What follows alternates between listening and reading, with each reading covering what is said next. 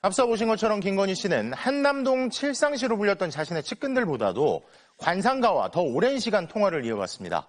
그리고 그 통화가 이루어진 시점은 유독 대통령 해외 순방 직전과 많이 겹쳐 있는데 해외 순방 중에 김건희 씨는 갑자기 일정을 바꾸는 등 유독 즉흥적인 행보가 잦다는 비판을 받았죠.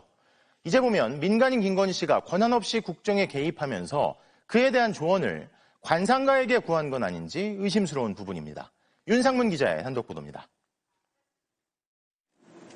윤석열 전 대통령은 2023년 8월 17일 한미일 정상회의에 참석하기 위해 미국으로 향했습니다. 아버지 윤기중 명예교수의 장례를 마치자마자였습니다. 그런데 윤 전 대통령이 미국에 머무는 내내 김건희 씨와 백재권 씨의 통화가 이어졌습니다. 해외 순방 때마다 백 씨와 통화를 하는 패턴은 반복됐습니다. 아세안 관련 회의와 G20 정상회의에 참석하기 위해 윤석열 전 대통령 부부가 인도네시아와 인도 순방을 떠나기 바로 전날인 9월 4일. 김 씨는 백 씨와 4분 45초 동안 통화를 했습니다. 유엔 총회 참석을 위해 부부가 다시 미국을 방문하기 직전에도 백 씨와 4분 47초 동안 통화했습니다. 윤 전 대통령의 순방 때마다 무속이나 역술 개입 의혹이 일었습니다.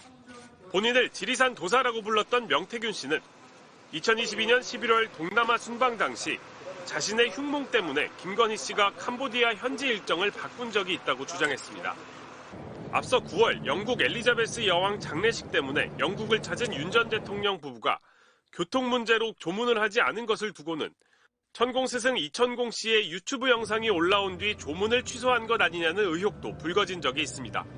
조문 같은 것들은 4차원하고 연결돼가 있기 때문에 필요 없이 그런 데 돌아다니면 탁한 기운이 하나 붙어올 수도 있어요.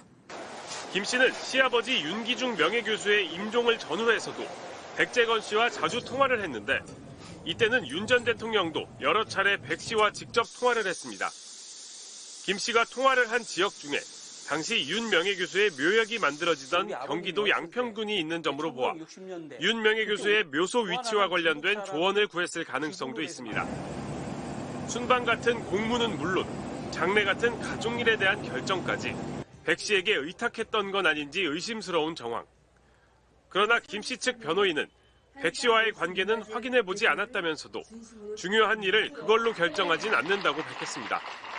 백 씨는 김 씨와 어떤 통화를 나눴는지, 국정 운영과 관련된 대화를 나눈 적이 있는지 묻는 질문에 답하지 않았습니다. MBC 뉴스 윤상문입니다.